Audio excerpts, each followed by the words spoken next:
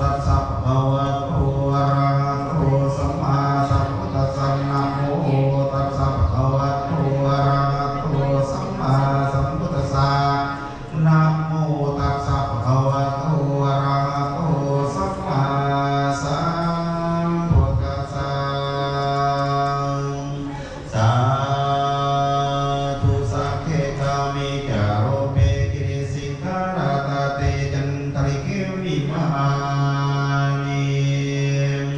ทิเปละเทจาคามิตาลุวานาคาหานิขิหาปัตโตเมเกเตโอมาจยันตุเทวาสารธารามิสมิยาคาหันขับปันนากาติตันตาสันติเกยังโมนิวะละวัจจนัสสาทโมมิสุนันตุอามัสสวนาคารวะยังบาทันตามัสสวนาคารวะยังบาทันตามัสสวนาคารวะยังบาทันตาสาธุข้าขออัญเชิญเทพบรรดาเจ้าทั้งหลายสถิตอยู่สวรรค์สันฟ้าข้าท่านผู้มาเทวดาเจ้าทั้งหลายอาราสถิตอยู่วิมานท่องถึงยอดเขาขาดในอากาศเดโกโดนในวัดวาอารามสถานที่นี้ก็ดีโอ้ข้าขออัญเชิญยาคาขันธาปะเรนาทั้งหลายสถิตอยู่ในน้ำแดงทั้งโลกอีวะห้าเพียงที่นี้ก็ดีโอ้ข้าขออัญเชิญเจ้าภูมินาสถานที่นี้ตราบต่อเข้าถึงเจ้าเมตตามีที่อยู่อ้อมแนมที่นี้ก็ดีขอจงมาเป็นสักขีพยานอาภิวัตคุ้มครองสืบสัจจะทั้งรวมเลิศคือพ้นได้อันประเสริฐพ้นและอำเลิศขอจงบังเกิดในที่แก่ภูมิข้าน้อยทั้งหลายที่มีจิตศรัทธาเลื่อมใสได้เหตุบุญตักบาตรช่วงระยะปีใหม่ปีนี้พร้อมทั้งตำราบาสีสุขวนแก่พระพุทธรูปองค์น้อยองค์ใหญ่พร้อมทั้งพระสงฆ์สามเณรภายในวัดที่นี้ขอท่านทั้งหลายจงลงมาอานาโมตัสสะไว้ภาหักษาสิ้นเกณฑ์ด้านนองภูมิขาทั้งหลายหมดทุกต้นทุกองค์แล้วก็ขาดยามหัวทั้งรักษาเป็นมหาราภาที่สุดแสนดำเดินตั้งเป็นวันประเสริฐของเราเมนีก่อนนะที่ได้ฟังคำสอนของพระพุทธเจ้าทั้งเป็นวันพระเปรภูมามัวกาเสนสัตตัวเป็นวันองค์สัพพัญญูตรงแต่เกวพาองค์ใสพันแผ่วโลกกาตามสงสารสามัญละหวงพิมานีไข่นอเกตุปาเตตาโอนน้อยตามเป็นหัวตามอังคาลมหามงคลนักมาโอนาดิจัดแสงเดียวปักวันเกี่ยวเปิดภาษีเครื่องของดีจัดมามีทุกอย่างพร้อมปันเครื่องอาหารก็มีมากเต็มฟ้าน้องกันมาเดือลายสาบะจึงแอนถ้าพระพุทธว่าเป็นผู้เก่าถวายพรไทยเก่าเป็นในไสยามังคาราสุขาสวัสดีเดสาสีมุราโอเสตุอัตตาเตสาวามาเยปวน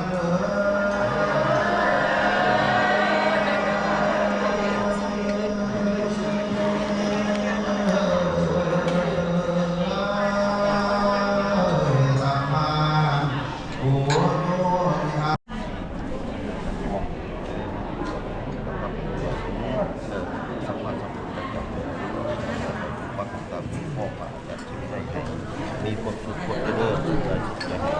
ให้สบายจากตัวไหนเลยมากมาสู้มาทำคำสู้สิ่งประการบ่อยมีที่บอกตัวให้ดีไปเอาบ้านออกไหมทุกบ้านมาให้กูบ้านก่อนตาดี มาเลยครูอาจารย์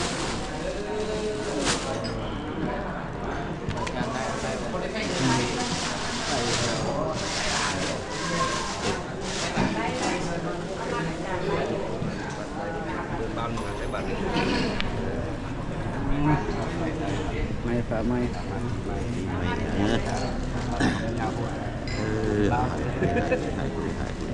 นี่ดีกว่าก็มาเยอะสามคนมาเต่าเขาทุกคนเลยเขาบอกมาขี้ปุ๋ยสามมาตัวสามวันนี้ปุ๋ยเยอะมาไปน้ำพีเปิดนี้ไปน้ำเปิดยี่บนเหนือน้ำขี้มาอยู่น้ำอกจนจากนุ่มทั้งหลายทั้งปวงที่ใดทำลาบาสีเนื้อปวดฟ้าไม่ปีไม่โคตรเพราะอาภัยแต่ว่าสิ่งใดที่ว่าคนญาติโยมทั้งหลายทั้งปวงในเรื่องเกินควรเกินกะดีเขาวันนี้ขอให้แม่ครูอาจารย์ผู้มีอายุวันนุ่งสุขังพลังนั่นเถิดนะสัสโอ้ก็ใช้บนแข็ง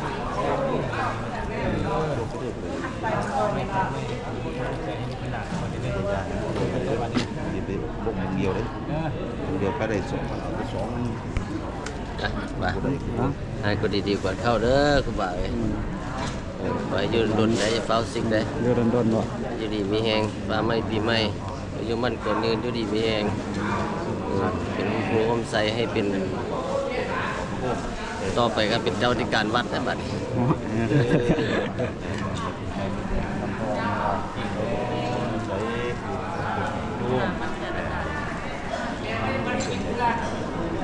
ถ่ายอะไรวะ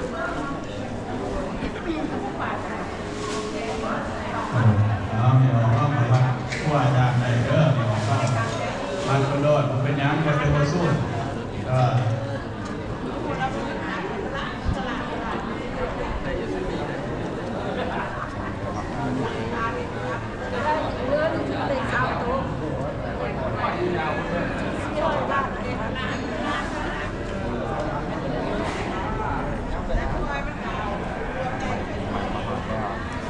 นี่นั่นกำลังภาษีสุกรเรียกว่าผู้ขอความเพียรให้ครูอาจารย์ใส่ดีในป่าไม้เป็นป่าเพณีที่ว่าชาวบ้านเราในกลุ่มได้สืบไปเหตุปฏิบัติต่อกันมาเนาะสืบต่อกันมาครูอาจารย์เสื้อเรื่องของปัญญาโลกเรื่องอะไรมาทำผูกคอแดงพ่อแม่ครูบาอาจารย์เสื้อเป็นหน้าผูกคอตาแดงได้แต่มาในถือว่าเป็นเมื่อสุดท้ายคนตั้งบริบูรณ์นะจ๊ะคือสิบุญเสียงเดียวก็เสียงโคสองเสียงสี่อะไรนั่นเลยแต่ทำไมว่าเสียงบุญบุญไปในทางภาคของมันเสื้อของตัวงานก็เกิดมาเลยแล้วก็ผูกคอตาแดงอาจจะมาเรื่องที่จนเสียดายโอ้มาเสียดายผมเลยเป็นครูบาอาจารย์ว่าโอ้มาตอนนั้นกินข้าวสุขภาพแข็งแรงคนดมงามขอให้มันไปทำไมก็ไม่มาหอดแล้วมีแต่สิ่งดีๆกับคนในชีวิตเลยมาขนาดนี้เลยขอให้ได้สมหวังมาขนาดนี้ขอให้ถือได้พกโตซะเด้อขอให้ถือได้พกโตซะเด้อโอ้ยจะเป็นสาธุยังมาทำคำสอนสองวันนอนน้องปู่นอนทำสถานที่ทองทำพระพุทธศาสนา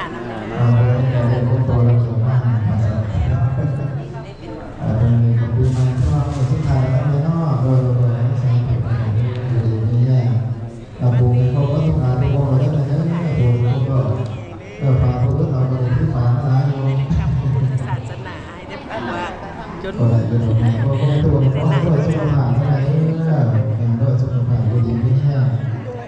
หลายด้ว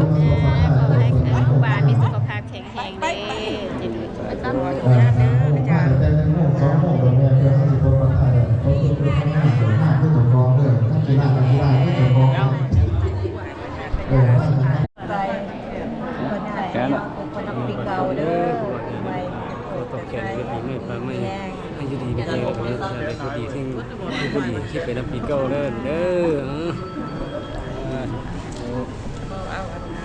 บ้านให้เรา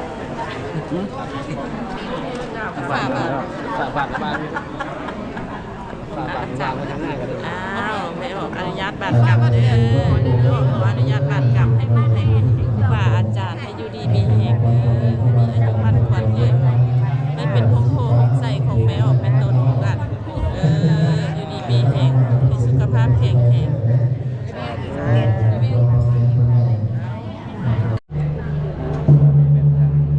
สถาบันตนญาติโยมกำลังมาขอต่อแขนให้ครูบาอาจารย์ในโอกาสที่ในป่าไม้ครูบาอาจารย์ประมาณ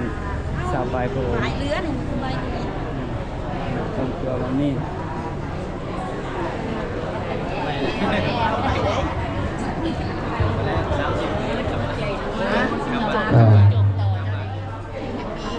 ปีใหม่นี้ก็ขอให้มีแต่ความสุขความเจริญเด้อแม่เด้อทุกจะได้มาค่ามากจะได้มาต่อแต่อาตมากับพี่พ่อนั่นแหละชื่อน้ำเพิ่นมาเพิ่นว่าสวงเสนอผู้เจ้าไข่เพิ่นว่าหายเสนอผู้เจ้าป่วยถือเสนอผู้ซื้อเลขชื่อหวยด้วยเสนอผมมาผูกแขนมานี่ก็มีแต่ความสุขความเจริญเด้อเด้อ ว่าอาจารย์ท่านนี้มีไว้ในหน่วยครับไอ้โพธิ์เอิ้นต่อแขนมีไข่ผู้ละหน่วยคนนั้นนี่เกี่ยวกับนี่เราจะฆ่าทางไอ้ตัวญาติโยมสาบานนอนขุนน้องจากมาขอต่อแขนแล้วกำลังรับประทานอาหารสามัคคีเราจะเป็นบุญเป็นกุศลเนาะสบายดีปีใหม่เด้อออกมาตัวกำลังรับประทานอาหารสามัคคีถ่ายวิดีโอไว้เด้อที่ระลึก